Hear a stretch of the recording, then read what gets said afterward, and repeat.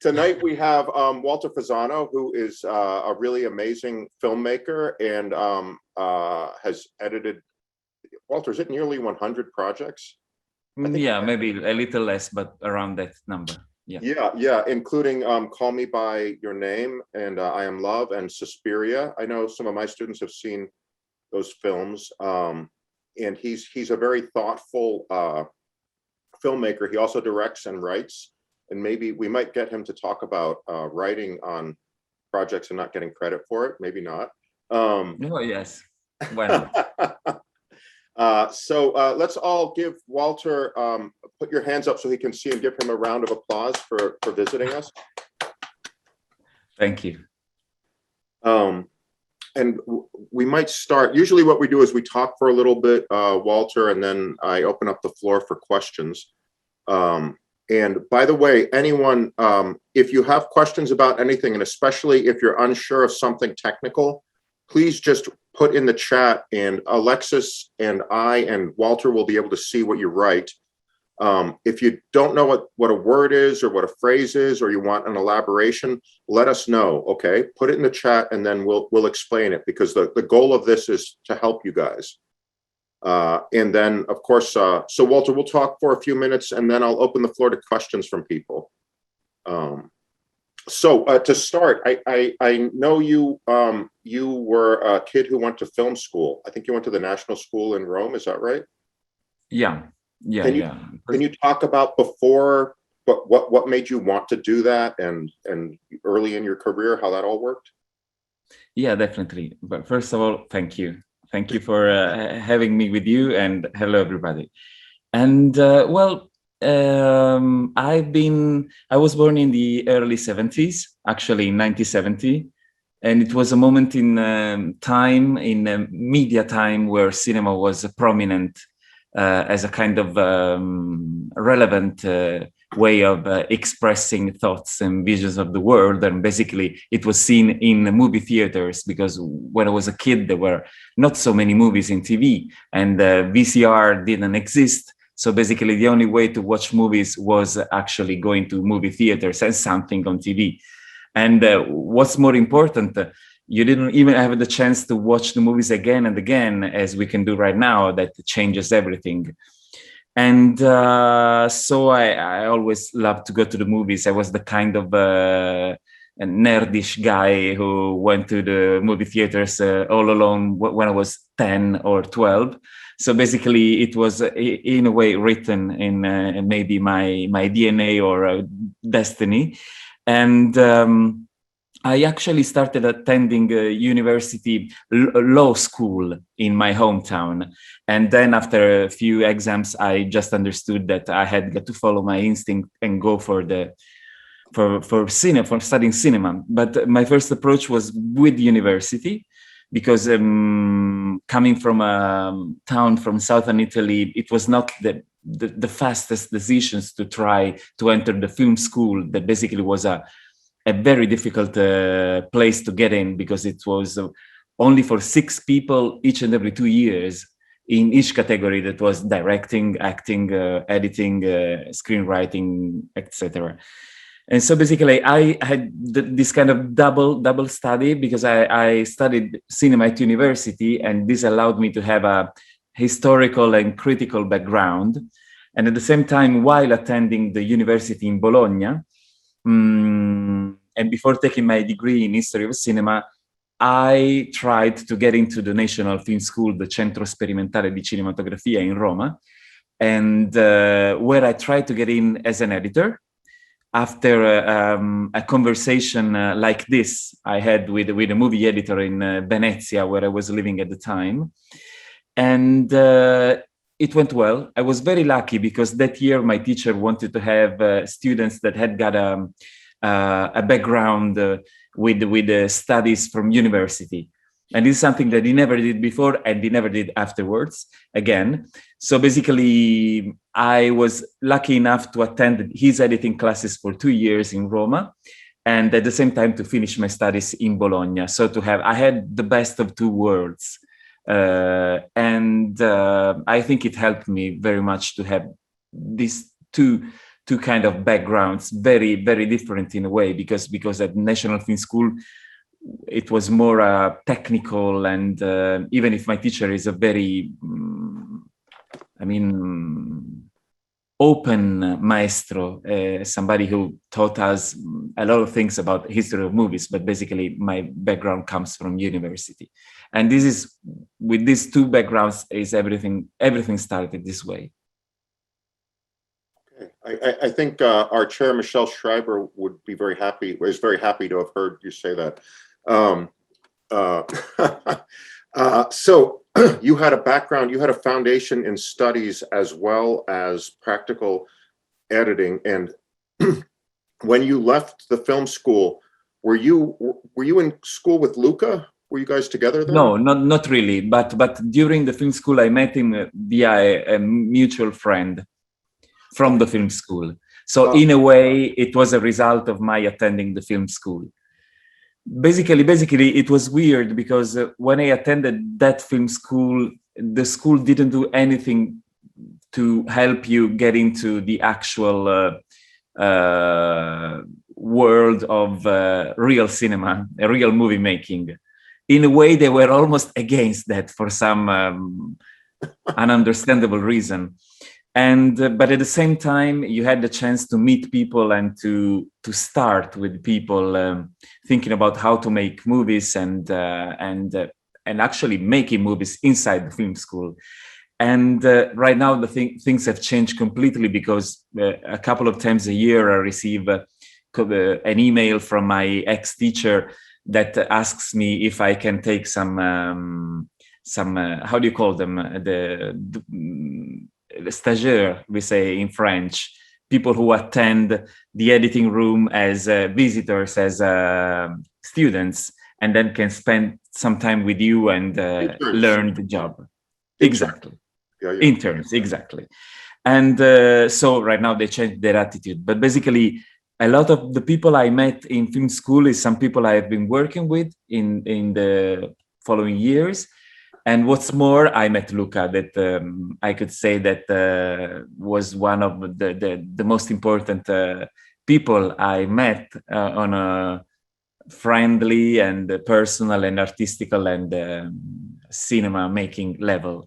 And it happened because I had edited a movie directed by a guy who used a cinematographer that Luca used for his head, for his movies. So basically, we met in a bar one night, and we teamed up, me and Luca, against the two of them, because a movie called, it was not Prince of Darkness, In the Mouth of Madness by John Carpenter was just released in movie theaters. And me and Luca were completely excited and loved the film, while the other two didn't like it at all. And so we teamed up, and from that moment on, we became friends. This is basically what happened. Now, to clarify, in case anyone was confused, Luca Guadagnino, who directed I Am Love and did writing on it along with Walter, and I Am Love, I'm sorry, and Call Me By Your Name, and Suspiria. And I brought that up in particular because Walter's somebody who has had like a collaboration on and off, I should say, but a collaboration with one of the people he met in school, or near the school, maybe is the way to put it. Yeah, definitely. But also a lot of other ones. And even because there were also actors, and basically this is the good thing. These are people that in a way, we built something together. Some things were good, some others not. But basically, yeah, we kept the relationship, and it was very important. It was maybe the most important thing in film school. And being in a technical job, obviously, also learning how to edit, because I learned in the traditional Moviola editing machines, because digital was just starting to take place in the mid 90s. So basically, I learned just cutting the actual film, and it was not a bad thing, actually. Walter, you might enjoy hearing this. The other day, there's an old flatbed in the lobby at the Visual Arts Building, flatbed editing machine, and I was teaching a workshop on something. There were some kids leaning against it, And I said, that's a flatbed. It's for editing film. And they just kind of looked at me. And then I said, the plates, you put reels on them. And they looked at me and I said, reels, like from a projector. And they kept looking at me. And I realized they thought a projector was a digital projector. Like that they had no idea. There was no language I was using that they could understand, which is how old you and I are. Yes, yes. Well, we are not old. We are lucky enough to witness the process and learn the way it was before it became digital. That, in my opinion, it helps very much because I don't know if you cut Saturn on in digital or maybe Avid. yes. It was Avid. It was already Avid. But basically, I really started. I made 2 feature films. The first 2 feature films, just cutting the film, the 35 millimeter in one case, and I cut one short by Luca that was called Qui. That means here in English. On a Super 16 millimeter. And basically the main difference, well, there were many differences, obviously, but you had got to think twice before making a choice. And in a way, this is something that it helps me now handling the myriad of possibilities that you have when you're cutting a film in digital. And with an extreme speed, you can just test so many different options. And something that you couldn't do in film, you can also keep track of all the things that you're trying. And when you had, well, obviously you could change the cut, but basically it was, you had got to add frames, cut frames, put the Scotch tape, and it needed some time, and you had got to be, I wouldn't say skilled, but in a way to know how to do it in order not to destroy the actual physical print of the film. And so this means that you had got to think twice, and you couldn't try to make dissolves or fades from into black, but you could have a kind of weird idea, just putting marks with a pencil, with a white pencil on the film. And I like that I come from this background because it gave me something. Because you learned that a cut is important. It's not just a way to pass from one shot to another that can be one thing or another, but you should find a good reason to cut, because in that, when you decide, you take the film, you cut, you put the Scotch tape, blah blah blah, and if you don't like it, it's not a mess, but you need work to change it. So it was a very good school to start from that. I got to speak with Maya Daren's editor once, and she said she made the transition to digital, and she said that when she cut on flatbeds, it gave her time to think, and she realized that she didn't think anymore now that she did digital work. Yeah, this is one of the main things, actually. Yes, and it's going faster and faster. As far as I can see. Yeah. I want to talk about that in a second, because I think, two of the things that I really love about you and your work is that you have a very broad range of loves in terms of cinema, and I can't tell you how much it warms my heart that you love John Carpenter, and that and you've also worked on some of the most important art films of the 21st century. Is like a nice, I think everyone could learn something from that. That John Carpenter is an artist. No, but I think, yeah. But not everyone thinks that, but you do, And I think that's a really great thing, and also that you have a lot of sensitivity and thoughtfulness. I want to say at one point when we were talking, you told me that some people, I might get this wrong, so I apologize, and I'm hoping you'll elaborate on it, that some people had asked you to edit something more, and you told them that it was already edited, that it was done, and it wouldn't benefit from being cut more. Yeah. Well, sometimes it can happen, and then it becomes a matter of, in a way, how good you are in explaining your thoughts and make a point about that. But obviously, I don't believe that there is one right way to do things in a movie. But obviously, there is a kind of, I believe more in a kind of perspective, vision, and how do you say coherence is the right word? It's night here, so my English is a little bit but to be coherent, what is the word? Coherence. Yeah, coherence works. Yeah, and so it's not really when you're making a film, there must be a kind of even in the most illogical way of editing the film or the film itself being, there must be a kind of way you have a vision. And basically, I'm better in understanding how all the parts are related and to make it work than to say this vision is good and this is bad, because this is also very personal. And I work with the director, and it's my maximum delight to share and to find the best solution with the director and not on my own, for instance. And in this way, yes, there are some cases in which you think, but no, basically, I could say that all my choices are always shared, and it's our choices. And I'm very proud of that, because I find 100% myself in something I share with another person, that is the director. And I'm very happy about that, because it means that something happens in the actual meeting of the two minds, and the chances we have, the time we have, etc.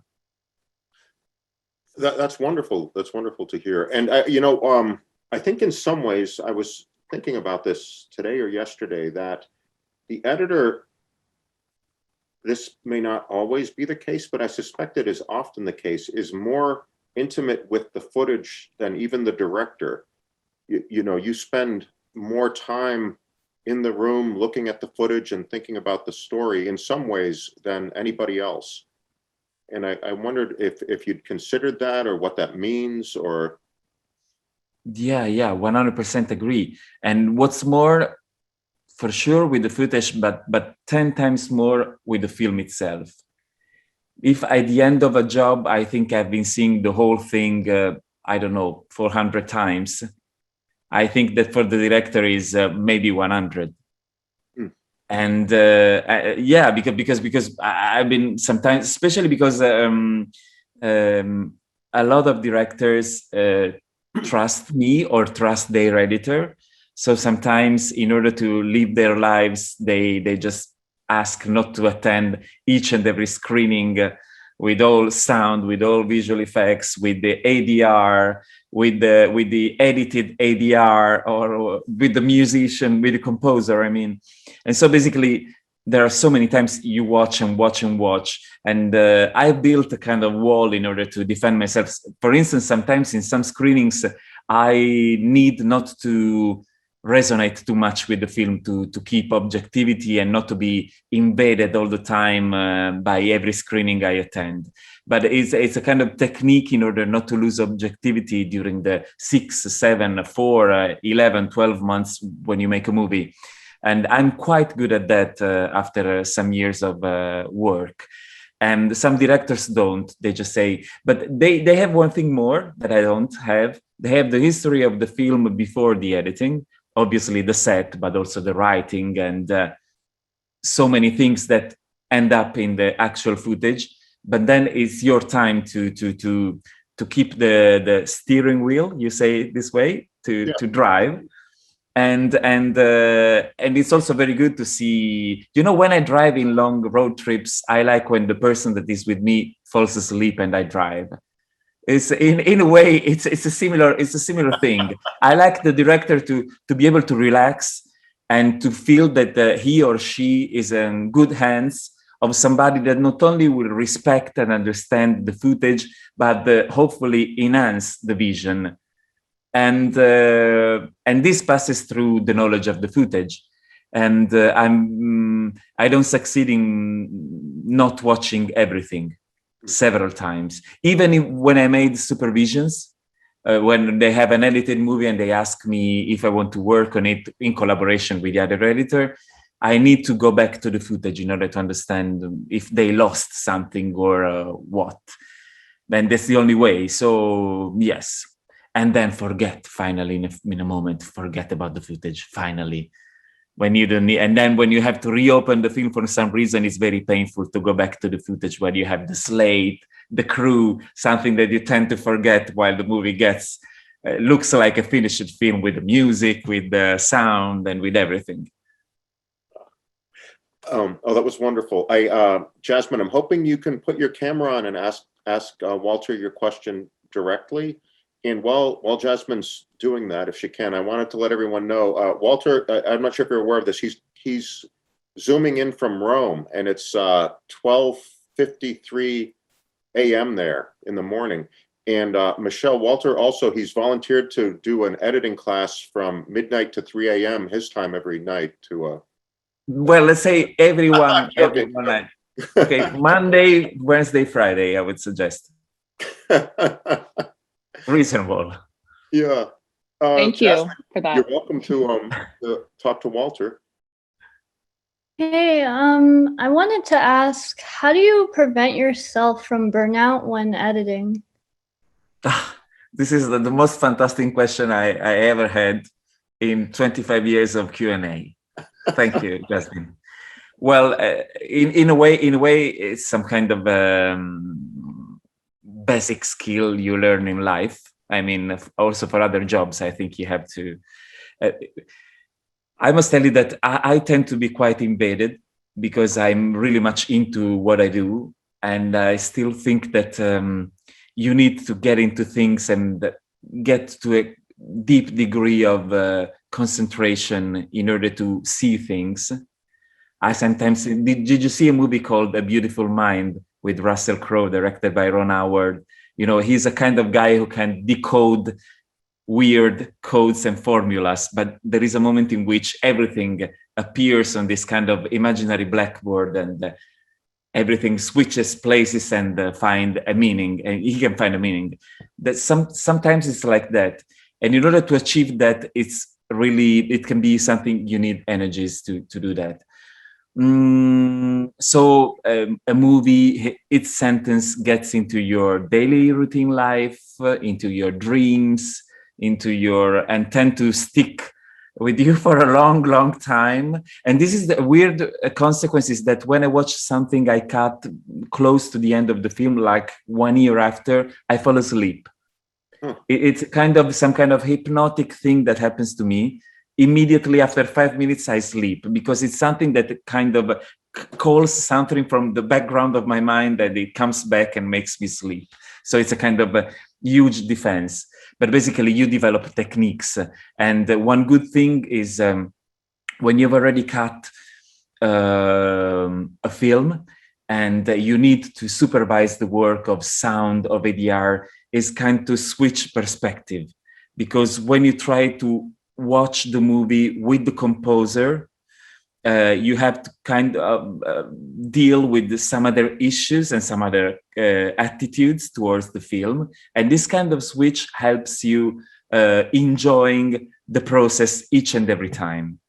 Another very important thing is to watch the movie sometimes with some friends or a small audience, because it makes you aware of very different points of view, and not only in understanding the plot and help you with some notes, but also kind of a skin feeling, like you really experience the film with somebody else, and it can be very, very interesting and thought-provoking. So there are small techniques that help, but you find them yourself. It's not that difficult. Thank you. You're welcome. I've been shocked sometimes, Walter, on that note about audiences, how the film, my viewing of it changes dramatically when it's put up in front of an audience. And sometimes there'll be sequences that I think are just absolutely will never work, and they just breeze by, or the audience actually enjoys them. There'll be something that it literally, what I'm looking at changes when I'm in a room with other people. Have you had that experience? Definitely, 100%. Yeah. And what, how can you use that as an editor? I mean, I guess perhaps you just said. No. I mean, you must be very careful in including. In decoding this kind of inputs, where they come from. sometimes these things are very kind of universal. I mean, like in two different screenings, you see people behave the same way, and so you make this a kind of universal thing about the movie. And usually it's very good when it happens with somebody that you think it doesn't work while actually it does. And it can be very heartbreaking when there is something you love and you care about and you discover that it doesn't work. But my editing teacher taught me that you must not be too sentimental about the cut, and you must be open to the idea of changing something. This doesn't mean that you must move and change things according to the feelings of all the audience you watch the film with, but then actually you can have very important feedback. And for me, is not the second part of this kind of meetings doesn't work for me. The moment in which the director starts to ask questions to the audience, this is the least interesting part for me. And also because in Italy, in Europe, we have less the idea of test screenings. That is more developed in US. It's a part of the process, especially in big studio movies. Obviously, it's not only a part of the process; it's the part of the process. And so, but the part in which you feel the film with an audience is very important for me. Very important. We had a question. Someone wanted to know what ADR is. There's people of very different levels here. And Sorry. Yeah.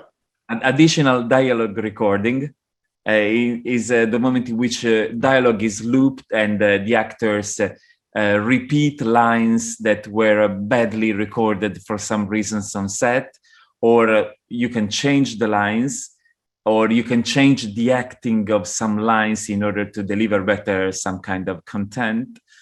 And well, basically this, I would say, Rob. Okay, yeah, perfect.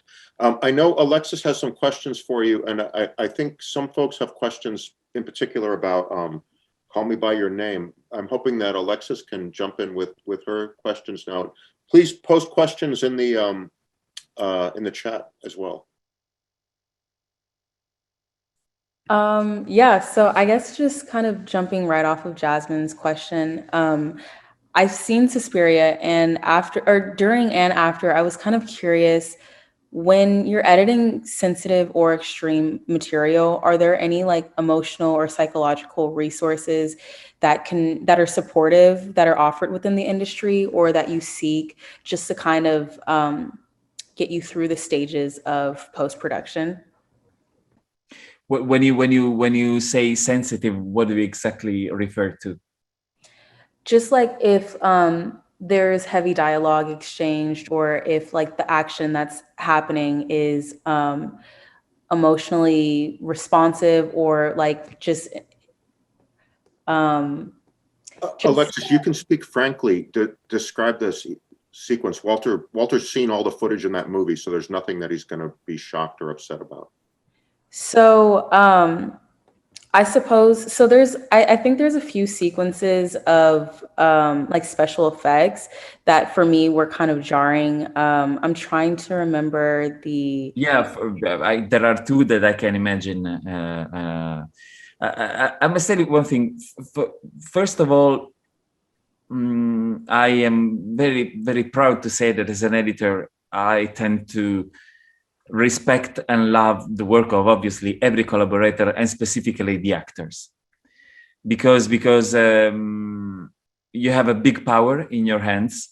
Obviously, I say you, but my I is basically we, me and the director, and you can really shape and improve a performance. And there are so many different aspects to keep trace of. One is the kind of film beauty, that is not actually that the actor must be all the time beautiful, but is that there are some times in which he or she takes the camera better than other, and in filmmaking is a relevant aspect, and not meaning that everybody must be handsome or beautiful, but basically that there is a kind of a status that makes you big on screen or small on screen, and you must take care of all these kind of factors.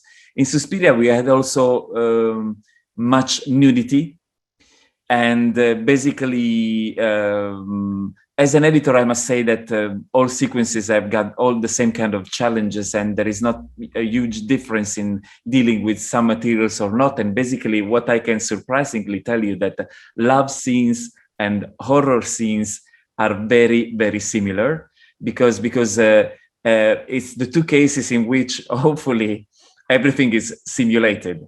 So basically, in the two cases, because actually nobody makes love on set. It's not a porn movie, I mean, and nobody gets killed on set in a horror movie. So basically, you deal with the same kind of issues, that you must make the audience believe something that actually is not happening in the footage. So the mechanism is quite similar. And basically, it's very funny because I've seen the footage of some love scenes in which the actors were just asking for instructions for the director during the shot in a very complicated physical positions. And at the same time, it's the same thing that happens when you're going to be stabbed, because the knife must be in a very precise position because the blade must take the light, and then the blood must spur exactly that way. Then there is the digital, obviously. But basically, for the nudity in that film, we were very careful, because obviously we were putting the dailies online. And so my assistant, in a scene where we had 12 naked dancers, spent his time in blurring for takes and takes all the sensitive parts that you shouldn't share with everybody who was allowed to watch the dailies. And regarding horror scenes, the scene in which Olga, the Russian dancer, dies at the beginning of the movie, while Susie, played by Dakota Johnson, is rehearsing the folk choreography for Madame Blanc, who is Tilda Swinton. It was a very long and complicated sequence to edit, but I can say that it's one of the things I'm very proud of. To cut those 2 minutes and a half, it took 4 weeks and a half, in my opinion, because it's not actually, the ratio is not always like that, because obviously it would take years and years to cut a complete movie. No, but because Luca, when shooting the movie, decided on purpose not to storyboard. Luca doesn't like very much storyboards. He also is not somebody who improvises on set. He has very clear ideas, but he's also very open to something that can happen on set. And so basically, it was not written, all the relationship between the gestures of Dakota upstairs and the reaction on Olga's body downstairs. Who saw the movie maybe can understand better what I'm referring to. So basically, it was something that we found in the editing room, and basically I discussed for some days with the choreographer, that helped me finding the most powerful, because, you know, I like ballet, but I'm not obviously I don't know things that well. And so he helped me in browsing through the footage, and then it was time to combine things, and then to work with Thom Yorke with the music, and then with sound effects and visual effects. But I'm quite proud of it's one of the scenes in which the editing is not fast, is not slow, but is, in my opinion, it delivers. And another thing is that you can watch that scene with no sound and no music, and it works the same. That is another important thing to suggest you, because obviously sound helps to make a scene flow with the music, with the continuity of dialogue. But I believe that the scene should work on a more plastic level, like if you're watching a silent movie, and where all the magic happens in the content of the shot, in the length of the shot, and what's regarding the editors, in the contrast, in the spark that happens on the cut. I don't know if this answered your questions. I hope so. Yeah, that was very helpful. It actually touched on a couple of other questions I had, so thank you.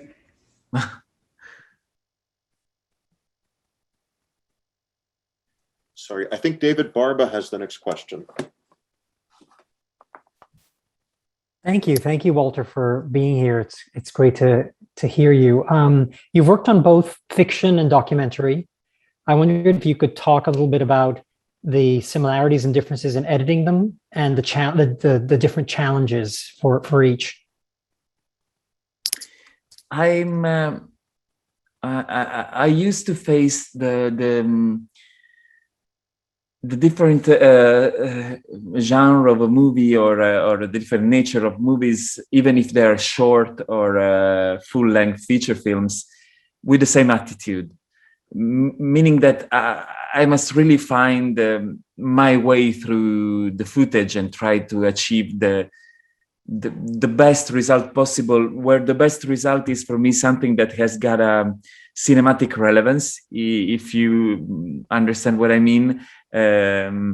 Meaning that for me, the basic level of something that works is not really what I try to achieve. And I believe that you should create something that generates feelings and thoughts in the audience, even in a problematic way. I mean, not all the times the clarity of the plot, in my opinion, is the main point. But to make something that makes audience think about things is something more important as a kind of goal to achieve. And on this extent, obviously, narrative cinema and documentary works quite differently. And but for instance, I've been trying also every time to add a kind of level of abstraction in style, even in documentaries. First of all, because reality gives you sometimes very powerful tools and images and sounds to work with to create a kind of a deeper level of analyzing things. And if I think about the films of people like Chris Marker, and not only La Jetée, that is a seminal movie for me, but also Sans Soleil, there are kind of essay movies, but where we are constantly stimulated by the associations of images and text and voiceover and sound. And it's so deep, and it's a documentary, but it's as deep and as fulfilling narratively as a narrative film.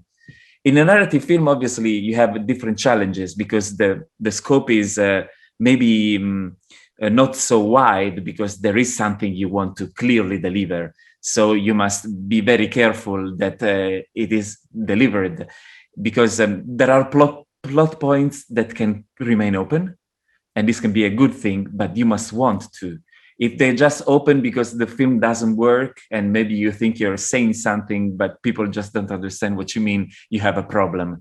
And this is a very interesting degree of discussion, because especially when you don't, well, there are movies perfect, like Back to the Future, where everything is in its place. And in my opinion, you feel the greatness of that film because everything works so beautifully and so perfectly. And obviously because there is a kind of there are layers of interpretation that go deeper and deeper, as it happens with the Steven Spielberg movies. It's not only the plot, but it is always more.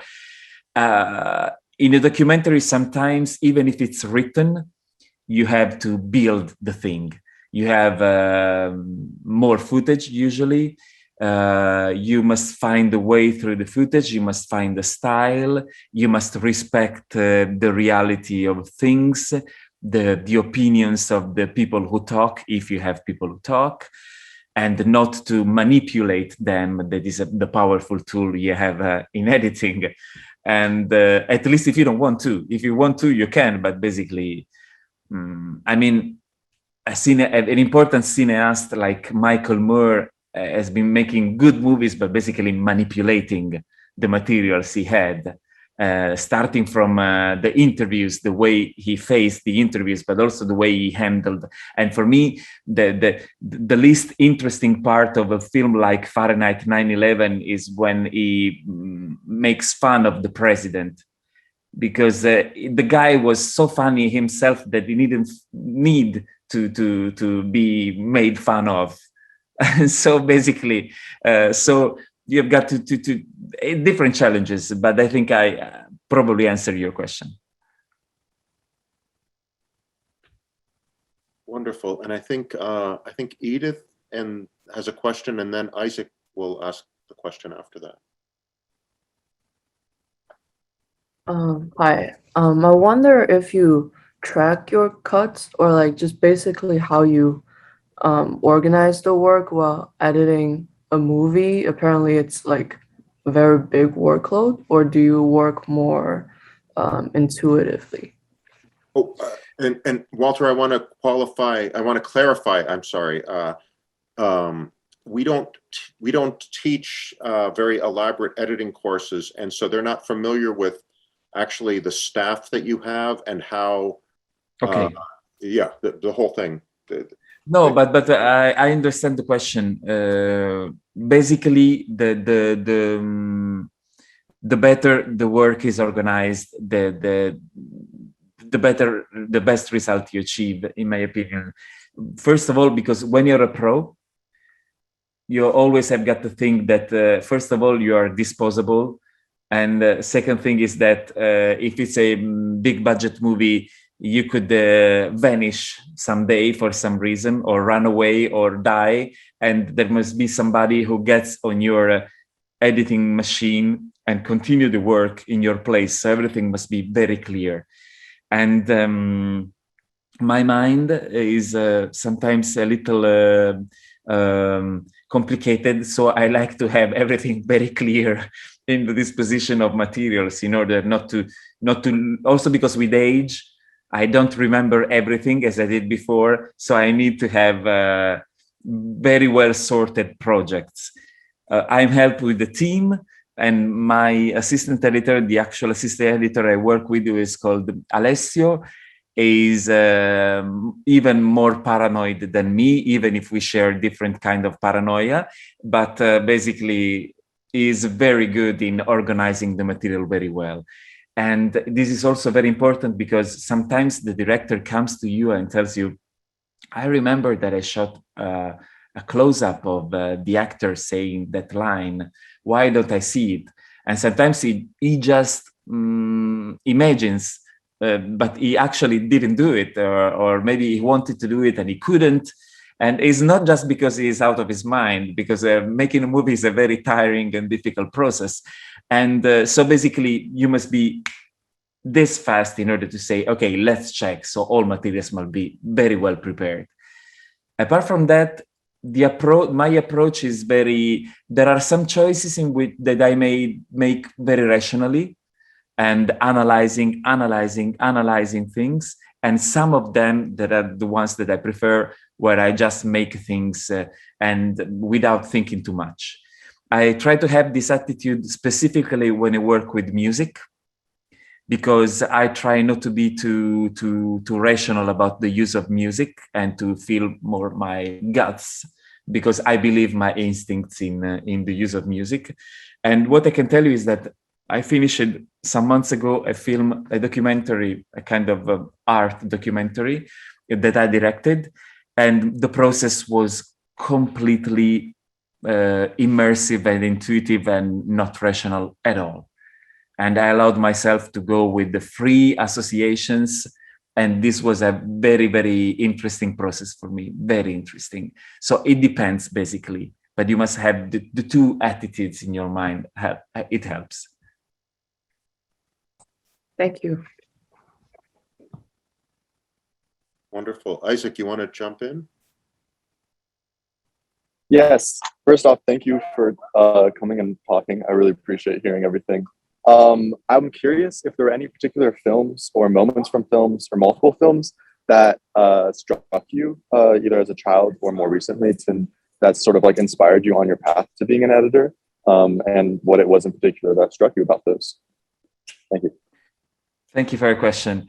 Definitely yes, because as I said at the beginning of our conversation, I was born as a moviegoer, and I've been watching several movies in my life, and when I was a kid, they really hit me very strongly. And then I think that everything I do, even right now that I've been working for 25 years right now, or maybe more, every choice has got a background in something that I saw or I heard.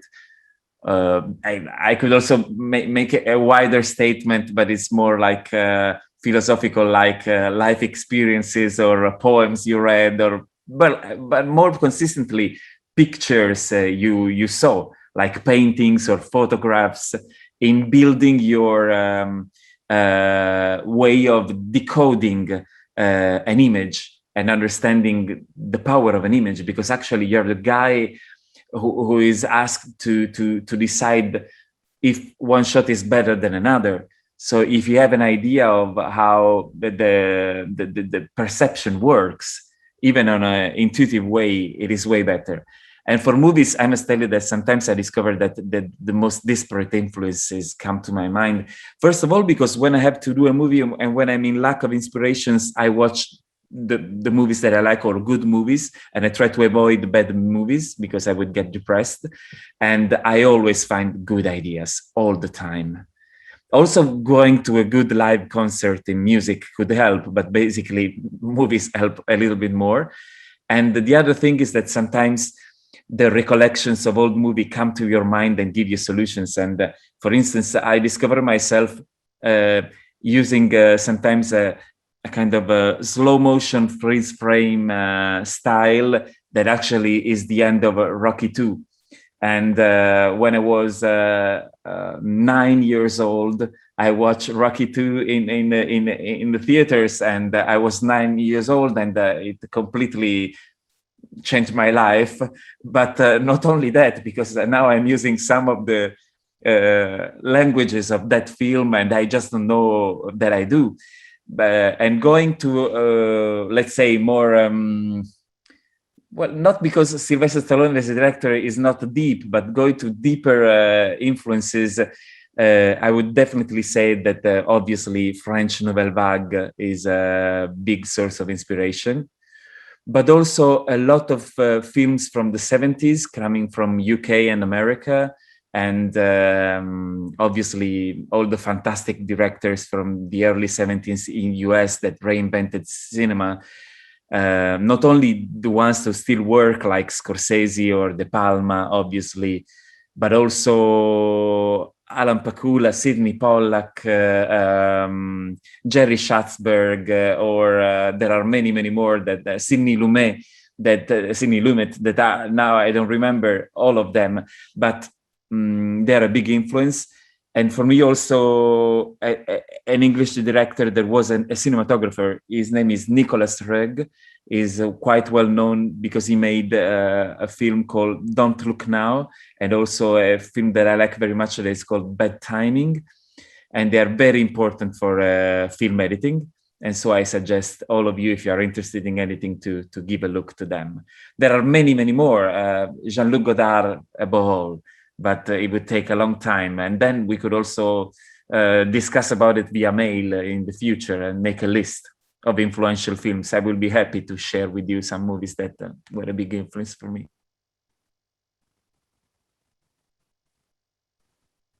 That was fantastic. I'm hoping that we get to hear a little bit about Call Me By Your Name and the work that you did on it, because I believe you worked in the writing as well. And I'm interested in the business part of that process, but I'm also interested in what that experience is of being on the project before pre-production, thinking about the story. Well, usually it's not a commonplace, but it's really something that is important when you are not a part of the creative process before the editing, because sometimes it could minimize the degree of objectivity that you must have as an editor. In those particular cases, for Call Me By Your Name, but also I Am Love, it was not a huge deal. It was not a huge problem. Also because in a way I forgot about my writing contribution while they were shooting the movie and while I was watching the dailies. somehow I could find again a kind of freshness with the attitude, even it was a part of the writing process. I think that it can be very helpful for the director to work with his editor on the writing stage, and obviously several times there are meetings in which also the editor is allowed to attend before the movie is shot in order to give his impression. My main help, in my opinion, is sometimes to suggest cuts. That is the most logical thing that I could suggest, because there are scenes in which on the written page you already understand that they're not needed, or they're less needed than somebody expects to, maybe because it comes from a literary source and it's more difficult to adapt to a different medium. And so they keep still a kind of residual stuff from the book while you don't need it in the film. And another thing, especially in Italian speaking films, for lines of dialogue, because I got a good ear and I can pre-imagine the actor if he or she will be able to say those lines. And sometimes I just feel that they're a little bit too written, or I feel a little bit too much the purpose of the line in the story. And I can tell you that all the time this happens, actors have got problems in delivering those lines while making the film, because they are not subtle, because they are a little dumb sometimes, or basically sometimes they are written in a very complicated way. And if they don't have the chance to elaborate the dialogue with the director on set, or hopefully before, you are tied to some lines that in the editing room will not work. And I develop a kind of ear for that, and I can sometimes help in suggesting a little change in those kinds of lines. So structure, some lines, and sometimes it saves money to production, because if you can cut 10 pages on a 120 pages script, it means like 3 days of work maybe, and it's not a bad thing, I guess. Yeah. Can you talk to, I think a number of people in the room are interested in writing. Can you talk about the guild process and the credit process? You were kind of... we are making way more and more public a thing that in a way has been a kind of, I wouldn't say hidden, because it's public, but it was a weird part of the experience of writing Call Me By Your Name, that sees Luca and me credited in Europe, but uncredited in the rest of the world for guild issues, for the WGA, the Writers Guild Association. I think this is what WGA stands for. Basically, what I must very sincerely say is that the first draft of the movie was written by James Ivory and Luca Guadagnino. And it was an adaptation from a novel by Andrea Assiman that was a very important source. And several changes were made in their first, second, third draft. James was supposed to direct the film, I think that he didn't for several reasons. And basically, when Luca accepted to direct the film, he needed to rewrite the film because we completely changed the setting. We cut a lot of pages. We changed some characters. And to make a long story short, James liked the film that he saw, even if his script was really turned, I wouldn't say upside down, but changed in so many so important places. So at the end of the thing, there are very strict rules with the credits in US, and basically the WGA ruled against me and Luca being credited in the US and lots of other places of the world release of the film. So this means that we won with James in Italy the David Di Donatello, that is a kind of Italian Academy Award for the screenwriting, but we were not on the stage with James when he took the Academy Award for the film. And I must very sincerely admit that these things doesn't makes my heart beat faster. I feel that is a part of the thing, and I like the idea that to be a part of it. And I also think that James made a very good work in his contribution to the script, and basically that award was also a kind of recognizing his work in movies in general. And maybe if it was the three of us, maybe things would have been changing in the perception of the Academy Award voters. So it was a not painful process and series of events. I wanted to have a nomination as an editor, thing that didn't happen. So this made me a little bit sad, but next time. Thank you for sharing that with us, and I expect in very soon you'll have an Academy Award in your lovely apartment in Rome. Well, thank you very much. I wish the same to you, Rob.